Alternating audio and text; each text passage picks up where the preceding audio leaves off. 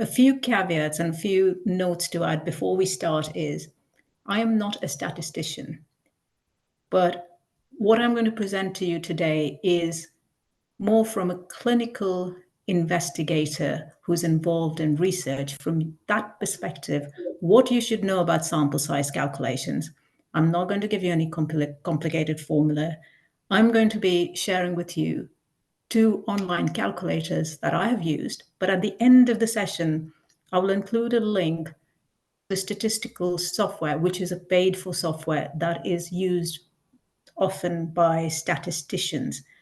In most cases, you will not need that. But if you're undertaking a really complicated study design, you might have to, I would say for any randomized controlled trial, especially when it is of an interventional medical product, when you have to submit that evidence to a regulatory body, I would say get a statistician involved. Still, what I'm going to cover today, I hope will be useful for you, because even when you work with a statistician, they might have all the formulae, but they're going to come to you as the clinicians and as the clinical leads for the study, asking you, well, what are the parameters we should input into this formula so that we get something sensible? Now, it is difficult to do samples, kind of teach sample size estimation. It is better done interactively. So what I have is, I'll have the slides, I'll go through some examples, and hopefully, if the technology doesn't completely crash, I'm going to then link out from the slides to show you the calculator, because sometimes just seeing what the calculator looks like can make it less intimidating. For some of you, you should have copies of the slides and you should have your devices, so you'll be able to access the calculators as we, and just have a play with it. And you can do a lot of playing around with these calculations even afterwards. And then if you have issues, just let Joe know and he can send me a list. Right, so with that, I'm going to start sharing my slides. Can let me know if you can see the slides. Yes, we can. Thank you. Yes, Prof. Yes. Brilliant.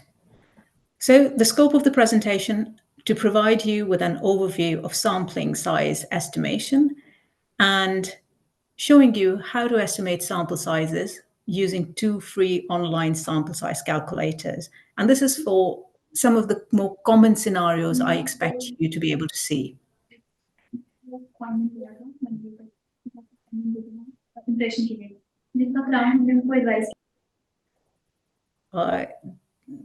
I wasn't sure if that was a question, if that's someone who's having problems listening. Can someone please help moderate with figuring that out?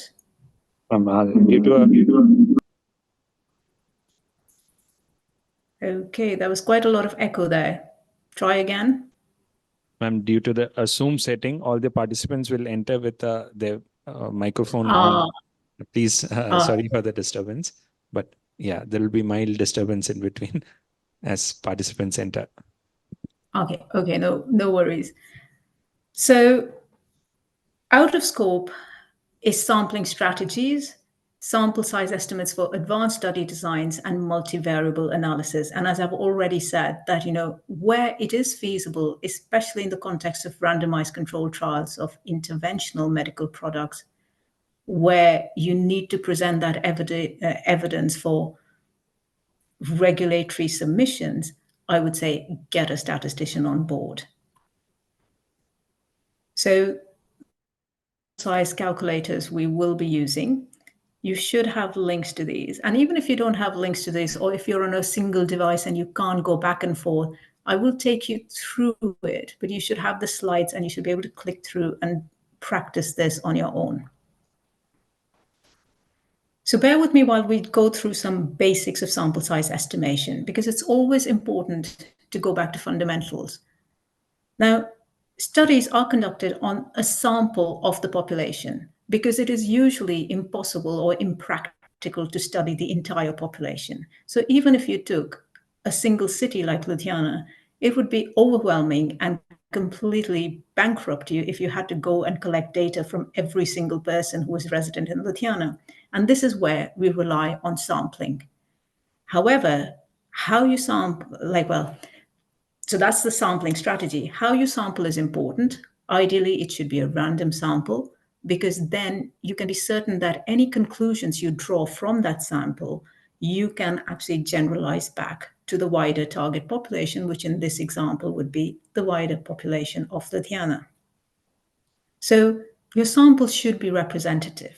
So that's about sampling strategies, which we are not covering today.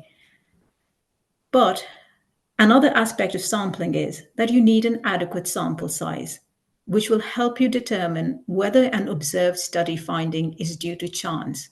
Was it just a quirk that you saw this, and maybe if you repeat the study in 2 months' time or next year, that you might find something else. So this is where your sample size becomes really important. A sample size that is smaller than what is necessary will not have sufficient statistical power to answer your primary research question. And this will then lead you to a non-significant result. So what this means is there might have actually been an association between a risk factor and an outcome, or there might have been an actual difference in effect of a treatment as compared to standard of care or control, but you will not find it. So it is a false negative or a type 2 error. So that is why having a smaller sample size than what is needed is a problem. There are also ethical considerations around having an inadequate sample size, because especially if patients are taking time out to come and participate in the study, or if you are assigning them to an intervention, an experimental intervention, and then you don't find anything because your statistics didn't work because you didn't have enough people, that is unethical, because they would be inconvenienced without any benefit to science. On the other hand, because some people ask, then shouldn't we always aim to get the largest possible sample size? Well, in an ideal world, maybe you could, but the fact is that it would increase your study costs and effort immensely. So even while having a larger sample size would increase representativeness, it would hardly be efficient. So some key principles in sample size estimation. So in any sample size formula or a sample size calculator, you will see references to the study power and statistical significance. The study power is typically set at 80%.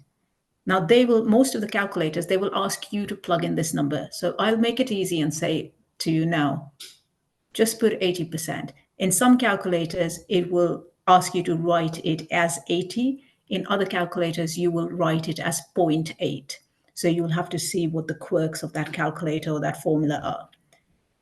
Now, what is study power? Study power is the certainty of identifying a statistically significant outcome should the hypothesis be true for that population.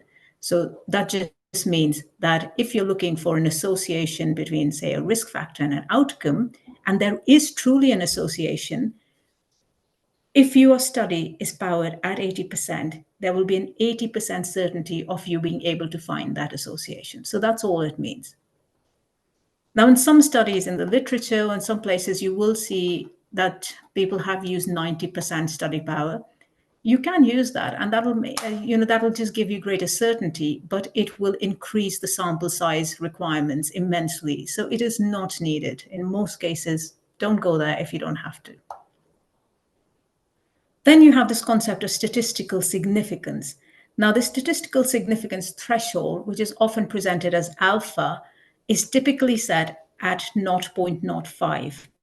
In some cases, in some calculators, you'll write it as 0.05. In other cases, you will write it as 5%, so 5. So just again, check how it is presented in that calculator. Generally speaking, the standard is that if the p-value is less than or equal to 0.05, the observed results are unlikely to be due to chance. This is the standard statistical significance threshold which is used across the literature. Now, you can use a smaller significance threshold. So, for example, p is less than or equal to 0.01, but this will increase your sample size requirement and make the study more expensive to conduct. Now, typically, these values are used, these very small p-values are used when you're dealing with large amounts of routine data. So when I deal with data, so I've got the luxury, like, a small study for me would be 10,000 people because I have electronic healthcare records which date back many decades. And I've got data on 16 million people in total for the UK. So I actually set a p-value, which is really, really tiny, because otherwise, almost everything comes out significant. So that's how powered it is. But for studies where you collect data from scratch, 0.05 is perfectly fine. So that is my recommendation to you today. Don't even think about these things unless absolutely required. Keep your power fixed at 80% or 0.8 and the significance threshold set at 0.05 or 5%. Another important point to remember is that some studies will have multiple hypotheses, which are with a range of exposure and or outcome measures. So for example, your primary research question might be, I don't know, what you could just say, is smoking associated with cardiovascular disease risk? But you might have a lot of secondary outcomes. So you might want to break it down to, is smoking associated with ischemic heart disease, with stroke, with atrial fibrillation? So those will become your secondary outcome measures. Now, for such a study where you're going to look at all these associations, only look for your primary hypothesis. If you were looking at smoking and cardiovascular disease as your main primary hypothesis, you only estimate the sample size for that. Another tip to remember is that add 10% to your sample size estimate. Remember that your sample size estimate is for how many individuals you need for the final analysis, not just initial enrollment. And life happens. So you might have missing data, you might have incomplete data, you might have people who drop out of your study. So then if you have recruited exactly to the sample size, which you had estimated, you're going to be in trouble in some cases. So, just add that contingency. One of the things that people really struggle with in sample size estimations is that there is a paradox when calculating sample size. You need to know, or you need to have some idea of the result prior to conducting the study, because that is what you're expected to plug into your sample size calculator or your formula. And so people say, well, how can I know the result for sure? Because I haven't conducted the study. So where do you get these results? And this is where the statistician will come to you as the study leads. So first is you can find comparable data in the scientific literature. Now, I know we all want to do novel studies, but actually it's very rare to have a study which is truly novel when nothing has ever been done in that regard before. So the first port of call should be, look at what the scientific literature is. So let's take that example, very simple example we were taking is, let's say smoking and oral cancer in this case. Maybe there is no such study which has been done in Ludhiana, but it might have been done in other states in India, or there might be studies globally which have looked at the relationship between smoking and oral cancer. So you can check what their results were, and maybe you can see that most studies report that those people who smoke have between 3 to 5 times higher risk of developing oral cancer as compared to those who don't smoke. So you say, it's 3 to 5, maybe depending on your risk appetite or what you want to do. You can just say, okay, I'll just put 3 in, and that'll be my guess for this population, it'll be 3 times more. So it is literally that, you look at what's there, but there is a little bit of a guesstimation going on. You could conduct a pilot study, even if with 15 to 25 subjects, especially if you're going for a randomized controlled trial. Sometimes people will do these feasibility or pilot studies to say, okay, if experimental treatment as compared to this other treatment, or these, there are these 2 treatments which I want to compare, what is the likely difference I will observe in outcomes? And that can be quite helpful. It's not always needed. And people don't always have to do a pilot study. They can sometimes just, people often do have these guesstimates, intelligent guesstimates. Or lastly, you can base your calculations on the smallest clinically meaningful difference. So use your clinical judgment here and consult with your peers and experts in the topic. So take this example of a clinically meaningful difference. So let's say you're studying the impact of a medication on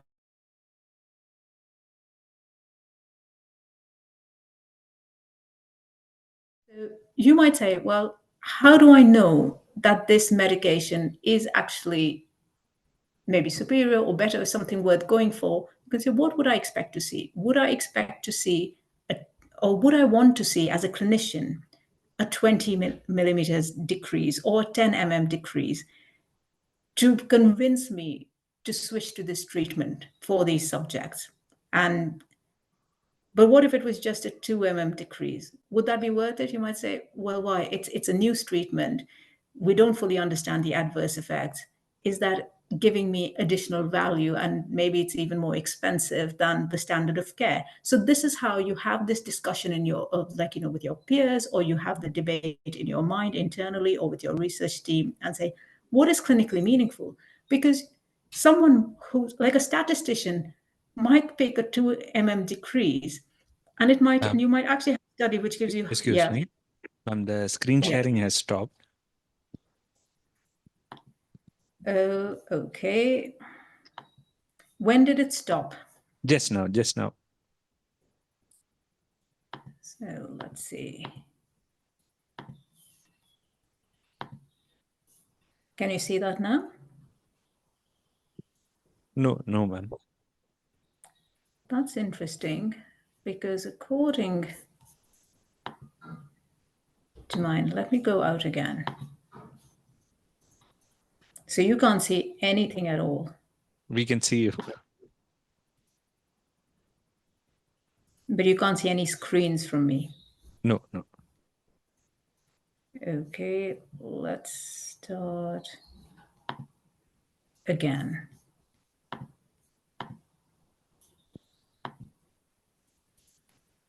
Yes, it's visible now. Yes. Okay. Brilliant.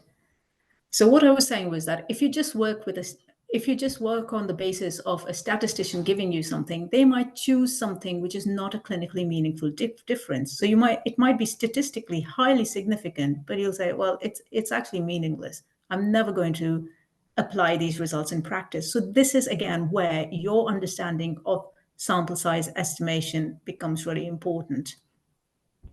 So let's go straight into some examples. So first, let's look at sample size estimates for proportions. So your scenario is that you have conducted a cross-sectional study to determine the prevalence of a disease or the frequency of health outcomes and behaviors. So this is your typical survey study or a cross-sectional study. So you might be looking at what's the prevalence of type 2 diabetes in this population, what's the prevalence of smoking, what's the prevalence of, HbA1c levels that are above a certain threshold. Now, generally, when you look at this prevalence or frequency, these will be expressed as percentages. So you will say X% of people in this study population had type 2 diabetes. So that is how your results will be expressed. That's your measure. So what will you need? So if you go to a sample size calculator, or if you go work with a statistician, these are some of the things they will ask you. They will ask you, what is your population size? Now, population size in this instance means what is the population you are trying to generalize your study to? So let's say you were looking at a survey and you wanted to find out prevalence of type 2 diabetes in Ludhiana. So the population size would be the population of Ludhiana. Or if you were looking at a particular district, you were going to sample from that, but your population size of interest is that district. Now, as a rule of thumb, when you're looking at survey type studies, if your population size is larger than 10,000, just leave it as 1 million as a default. If you play around with the calculator later, you can try all these numbers and you'll see it doesn't really make much of a difference. Now, if you know from other settings or from work that was maybe done 20 years ago, or it's like, you've got a gut instinct or you've got just a feel of it, you can put in what the anticipated frequency or prevalence of that disease or that characteristic would be in the population. So, for example, if I was looking at smoking prevalence, I know just that the UK smoking prevalence is around 13% right now. Interestingly, it has dropped. 20 years ago, it was about 21%. But if you have no idea whatsoever, just leave it at 50%, because this will give you this will be the worst case scenario that'll allow you to know what's the largest sample size I need to do anything when I have no idea. You will be asked for confidence limits or precision. Use the standard of 5. So this is for 95% confidence interval. So like you just put in 5 there.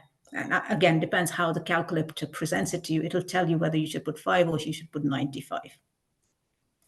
And then some calculators will ask you, because this is a survey-based study, what is the design effect? Again, as a default, just use 1 for a random sample, because that's what you're aiming for. If you're going for a more complex sample, I would say you should not even attempt it without involving a statistician, because there'll be things like you might have to do complex weightings, etc. So if you use the inputs above, for a 95% confidence level, you will need a sample size of 384, so roughly about that. Now with this, generally speaking, with the survey populations, as a rule of thumb, even without doing sample size calculations, I tell people, aim for 500. You'll be able to capture, you'll be able to study most associations, prevalence, frequencies, etc., and they will be statistically significant. And let's see how this works, because I'm going to click on this. Now, this is the OpenEpi calculator. And I probably will have to change my sharing. Or can you see it? What can you see on my screen? Your slides. Yeah, it's your slide on sample size estimation. Okay, so let me stop sharing this and then attempt to share another window.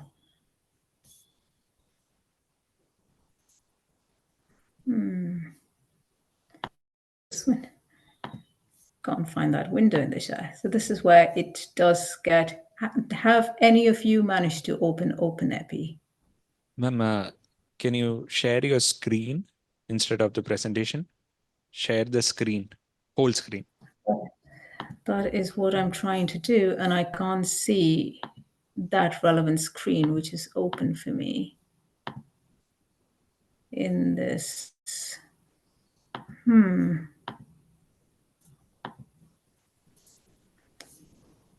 It's not showing up for me, unfortunately. Okay. Can you share screen anyway, ma'am? That's what I'm trying to do. Let me close some of the other windows. So let's see if that shows up.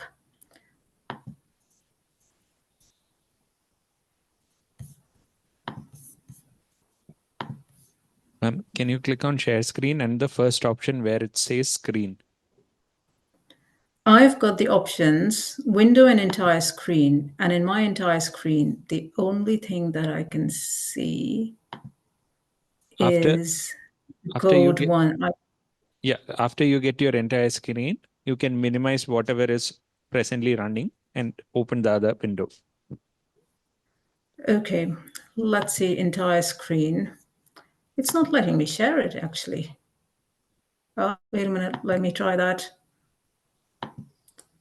Anything happening?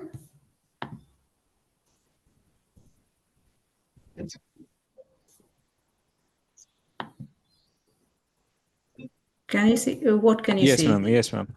We can see your screen now. Yes. You can see OpenEpi. Calculator. Yes, yes. So I wanted to show this to you it's not complex, but when you first open it, it can be like, whoa, what's going on here? But let's go to enter. And as you can see, there are some things which are already pre-filled. So anticipated frequency. So let's say in this case, I had no idea what the frequency of type 2 diabetes in my population will be. So I just put 50 there because, and they give you helpfully, they said, if unknown, use 50%. Confidence limits, put 5. That's the 95% confidence limits. And again, they helpfully give you that as a prompt. Design effect, use 1. And the population size, they've said, if large, leave it as 1 million. So let's see what happens here. So we've got this, you calculate, and it very helpfully gives you this output. So it says, if you want a 95% confidence level, you get a sample size of 384. Now, this is a useful table because let's say you went out and you recruited patients or you recruited subjects and you didn't achieve the sample size. But you can say that even if you had anything between 165 and above, you would have at least 80% confidence levels. So sometimes this is useful for post hoc justification of what is the situation with your study. If you go to 90% confidence limits, it gives you 271. So this is quite helpful. Now I just want, if I just reduce this to 10,000, but leave everything else the same and calculate, you see it's come down to 370. So there's not a huge amount of difference if you have 1 million population or 10,000 population. From 384, it came down to 370. So which is why I say that actually in papers, you will have to present this. But as a rule of thumb, if someone asks me for surveys, I say, if you go for 500, you're more than covered. You aim for 500 and you will be okay. Right. Now I have to go back to my screen. Now, can you see my slides again? Yes, ma'am. Oh, brilliant.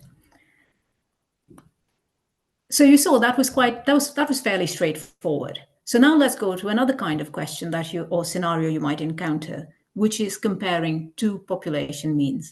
So the scenario is, let's say you want to find out if men have a higher mean systolic blood pressure than women. So you compare the mean systolic blood pressure values in men and women. Again, it is a survey design, but you are looking at a different kind of question. Here, the statistical test which is needed is the independent t-test for continuous numerical outcome measures. And the reason why I put it there is because some sample size calculators might ask you about that. So you need to know before you can actually put in the other input parameters. So what do you need? You will be asked what your type 1 error or alpha is. Remember what I told you before, use this 0.05 as standard. Don't even think about it. Power, again, we're going to go with standard 0.8. You don't even have to think about it. So 0.8 or 80 depends on how the calculator is. In this particular calculator, it's set up like this. Then they will ask you, what is your standard deviation? So what is the standard deviation? The standard deviation, whatever is your mean. So let's say you have a particular mean systolic blood pressure value. Let's just say it's 120. But the reality is in your population as a whole, not everyone will be at 120. Some will be at, some will have 110, some will be at 130 or 140 or something. So what the standard deviation expresses for the study group as a whole is, what is the variability in these measures in your group? And this might differ depending from setting to setting, but generally with these kind of biological, physiological measures, generally you can pretty much get this from standard literature. But if you had to guess, you can just guess 10. Now, I did have a sense of this from the literature. It differs a little bit. It's not 10 always in all study papers, but 10 is a reasonable estimate. Then they'll ask you something like, what's the difference in population means that you expect to see? Again, this is where you get it. You can look up the literature, you can see clinical consensus or hazard a guess. And again, this is coming to, how would you know? What would make you believe that there is an actual genuine difference in the average mean systolic blood pressure between men and women or any group? You might say, well, it should be at least 10 for me to believe there's a difference. because if it's 1, it could be just by chance. So if it's 5, I'm not sure. If it's 20, I'll definitely believe it. So, it's that kind of discussion that is or dialogue that's going on. So here, let's say we just put in 10. So that's the difference in population means. The other question they'll ask you is ratio of control to experimental subjects. Now, so some sample size calculators, because some of these formulae you can use for many different types of studies. So don't get hung up on this. In this case, you don't have controls and experimental subjects because there is no intervention, but it would just represent the 2 groups you're comparing, in this case, men and women. Again, for simplicity's sake, I would say, unless you have statisticians involved, go for the simplest study design. And here I would just say, for they're equal numbers. So your ratio of control, or your ratio of the 2 groups, is 1. If using the inputs above, and I input them into the calculator, I got this number, which is like you just need 17 men and 17 women to reject this null hypothesis that there is no difference in mean systolic blood pressures between the 2. Let's see what it looks like if you see the actual calculator. So this is another calculator. Now, OpenEpi also has these options, but it is more cluttered. It's more, it's not as neat as this power and sample size calculator. So I prefer this for most cases.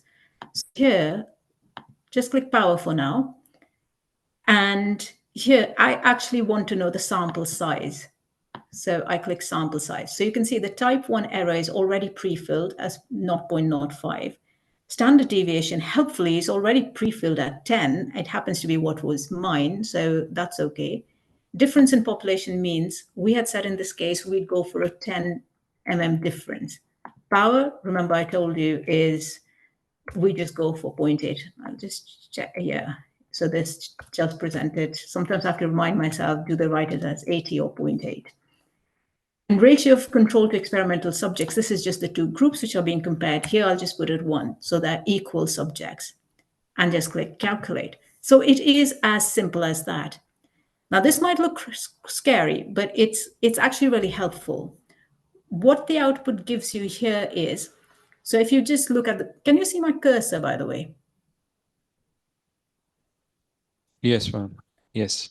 Okay, that's great. So for this first plot tells you is, this is what we wanted. We said we wanted to know what the sample size was if we wanted 80% power. So if you go up here at this point, it tells you for 80% power, you need 16.7, which is you can't have fractions of people. So it'll be 17 people in either group. So 17 men and 17 women. But what is helpful here is it gives you ranges. So it tells you that, well, if I go up to 20, around about 20, I could increase my power to maybe about 86%. It also tells you, this is quite useful for post hoc sample size calculation or post hoc power calculation. So let's say you tried your best and somehow you couldn't get enough people and you just got 15. So you can say, what is the impact on my power? So you can see it is now dropped to 75%. And this is something that reviewers will ask if you've not achieved your sample size. They will often ask you, so what is the impact? So this is quite useful for that. This other graph is also quite helpful to know. So what this tells you is, you told the calculator, I want to be able to detect a difference of 10 mm of Hg. So it says, okay, if you want to do that, detect a difference of 10, you need about 16.7, which is again rounds about to 17 people in each group. You will notice that if the actual detectable difference is greater, you need a smaller sample size. This is because it's easier to detect. However, if the difference you want to detect is smaller, you need a much higher sample size because it's more difficult to detect. So that's what this graph is telling you. But again, it allows you to see what are the parameters within which you can work. Now, this little distribution, all it tells you, so where this dot is, you can see it's at 10. So this is the effect size, which you've said, I want to be able to tell a difference of 10. And you can actually, these are interactive graphs, so you can play around with it. So I can hold here. It's not at the moment. It's not playing with me, but you can, oh, there it is. You can drag it. You can say, well, what if I dropped it to, I just wanted to see a difference of 6, and you see it all changes. The other interesting thing in this is that you get an interpretation. So you don't have to, for non-statisticians, this is great. So you don't have to figure out how to do it. It tells and it gives you the wording that you can just copy and paste into your publications or into your grant applications or protocols. Another useful feature here is you can save these and you can export these plots. So you can click on that, so remember, this is what I clicked on, the save symbol. You can click on these, you can say, yes, save them, and it will just give you this zipped file, which you can then download. I don't want this right now, but I just wanted to show that to you. So let's go back to the slides. So hopefully that's been quite straightforward for you. I've already talked about how you interpret these different graphs, but if you want a refresher, I've included a link to a little YouTube video from the group that developed that calculator that just, again, teaches you what these different graph plots mean and how you navigate your way through it. So now let's look at evaluating the association between a risk factor and an outcome. Now, this applies either to a case control or a cohort study design where you're looking for an association between a risk and an outcome. Your results would be presented as an odds ratio for a case control study and relative risk for a cohort study. There are also special scenarios, which I feel for completeness I must mention, where you can nest a case control study in a larger cohort study. And this is called a nested case control study. So if you ever come across that in the literature, that is, yeah, is that someone? Oh, might be just a random noise. So if you come across that statement or that description in literature, it is a valid study approach. But even if it's a nested case control study, use the same approach to sample size estimation. But there'll be slight differences depending on whether you are looking at an odds ratio or a relative risk. So here is the scenario. We're going to look at an independent case control study. What does independent mean? It means that you're not matching cases to controls. So an easier way to describe independent is to describe what I mean by matching. So you might say, for every case, I am going to match a control who is of the same gender and within a 5-year age group. So then I would say it is matched on. So controls are matched on age and gender. So that's why it becomes a matched case control study. It is more complicated to do that because to actually do that kind of matching, you need to sample for a lot more. You need to recruit a lot more people. It becomes tougher. So I'd say, again, when you're collecting data from scratch, just go for an independent case control study and get your statistician to deal with any of those other variants, like confounding bias, etc., which we're not covering right now. So let's look at the question. Is smoking associated with lung cancer? Results are expressed as odds ratios. The statistical test needed is the uncorrected chi-squared test. So again, what do you need? Type 1 error, 0.05, not arguing with that. Power, 0.8. Then the other thing they ask you is, what is the probability of exposure in the controls? So in this scenario, it would be, what is the probability of smoking in those without lung cancer? So where do you get that estimate? So you can obtain it from survey literature, or you can use the prevalence of smoking in the general population, because your controls in most cases are representing your general population. So it's easy to get, or it's easier to get the probability of exposure in the general population from surveys or other literature. So here I have just picked this randomly from the sky and just said 0.3 or 30%. But if you know, and for something like smoking, as I said, for the UK, I know it is 13%, so I would put it as 0.13. Then it asks you odds ratio. So what is the ratio of odds of exposure in cases? as compared to the odds of exposure in controls. So essentially, to make it, if you've not come across the concept of odds and odds ratios, it basically says, well, how much more likely do you think that people who have lung cancer will be smokers as compared to like those who don't have lung cancer? Or how much more likely is it, as you think, you can turn it the other way around, that you can, that smokers will tend to have lung cancer. Either way it works, but basically it's a sense of, here I've just picked two again out of a hat. So basically I'm saying I expect those people who have lung cancer to be twice as likely to be smokers than those people who don't have lung cancer. So refer to previous studies, expert opinion, or use a guesstimate.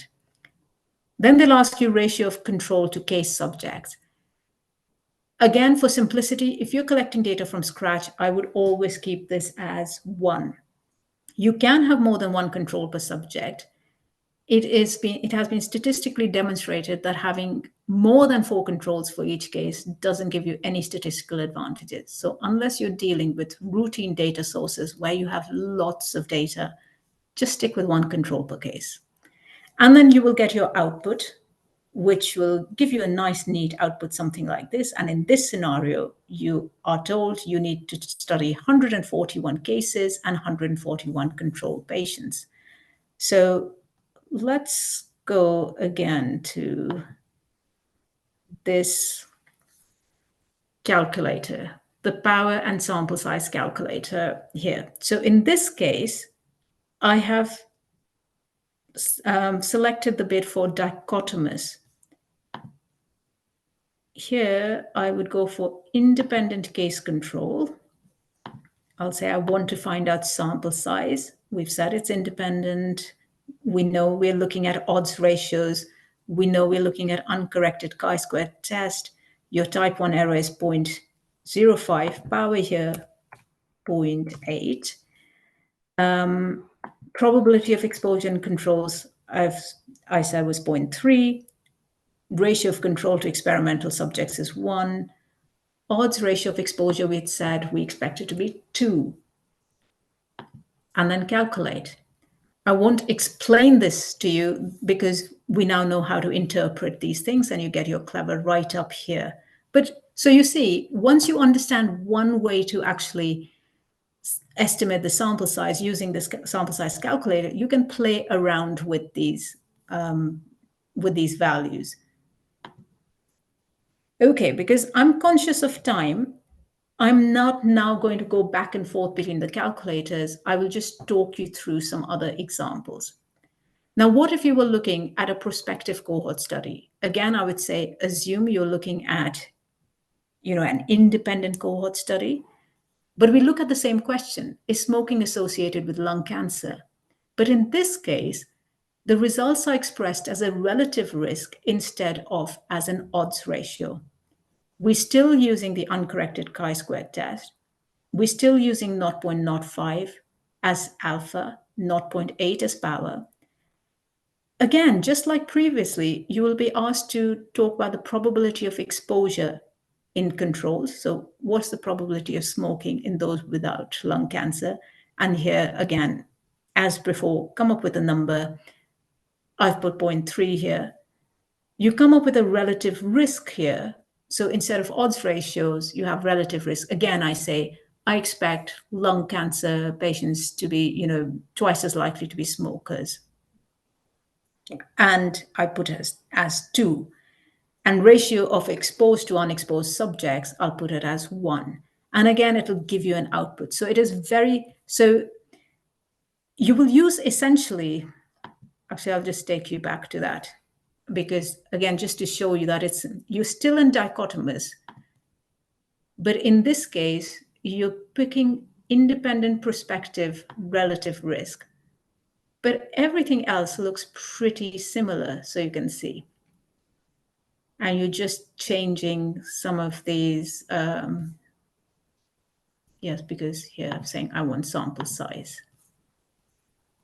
And then you'll put your power, and it's the same drill. So I want to end with a little bit on sample size estimation for randomized controlled trials. So here's the scenario is, what is the cardiovascular event risk difference between the experimental treatment and control? The control just receives standard of care. The results are expressed as a risk difference. So if in this case, it's like you might look at prevalence of cardiovascular events in those people who receive treatment and prevalence of cardiovascular events in those who receive standard of care. Yeah? Someone saying something? Okay. Random noise. Okay. Okay, I'll ignore that.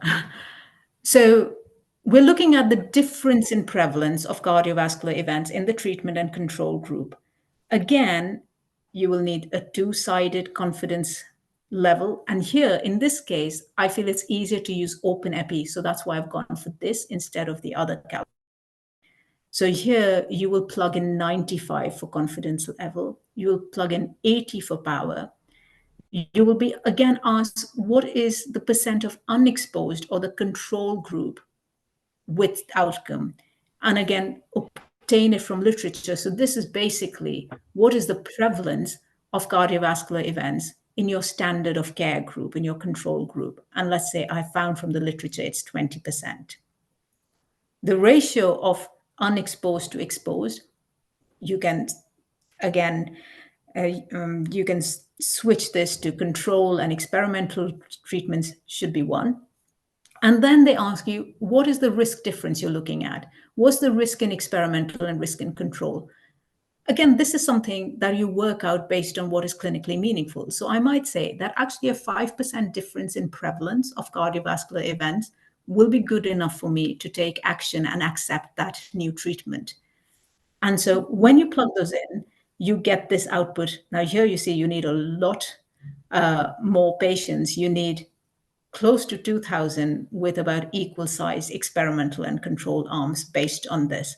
So let's just click on this because this is one. So you see this, it helpfully gives you these examples as well that you can work through. But if you go for enter, you see you have 95% confidence intervals, 80% power, ratio of unexposed to exposed. So that's ratio to treated and control. That's 1. Percentage of unexposed with outcome, which said was, what was it? If someone remembers, let's just leave it for 5, whatever you had worked out. Now it gives you these options. So what's good about this calculator is you can pick any one of these. You don't have to pick all of these. So in this particular scenario, I just want to know the risk or prevalence difference, which I'd said was 5. So that's what I'm going to put. I'm going to ignore the others and calculate. It gives me this result. Here, it presents me the sample size. Here, how many do I need in the exposed or intervention group? How many do I need in the non-exposed or control group? Now, you will notice I've got 3 different options. And that is because there are 3 different formulae which can be used. So this is also quite useful to put in your papers and your grant applications, because you can always say, you can pick one and you can say, actually, I use the Kelsey method to estimate sample size in this case, and that determined that I'd need 437 treatment and 437 in my control arm. So that is how you would do that. Okay. So summary. By now, it should probably be like emblazoned on your minds that use standard power of 0.8 or 80% and standard alpha of 0.05, not 0.05 or 5% as input parameters. For most scenarios, use a 1-to-1 ratio, whether it's cases to controls, exposed to unexposed, or experimental to controls. For estimates of probability of exposure or outcome in the control or standard of care group, you look to the literature or you seek an expert opinion. And that includes you. You are one of the experts, but of course, to build credibility, ask a few peers. So it's not just you, it's a consensus view. For an estimate of expected difference in outcomes, consider what is actually a clinically meaningful difference. Calculate the sample size for your primary hypothesis. Always add 10% over the sample size for contingency.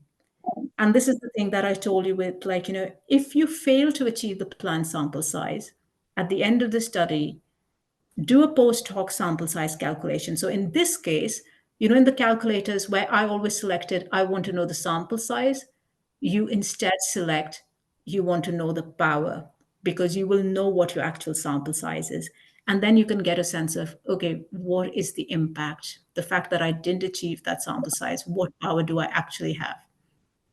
And lastly, for RCTs of interventional medical products, get a statistician involved. And for anything more complex, get a statistician.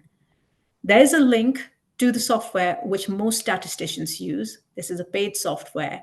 But again, as I said, for most purposes, you will not need this. So, right,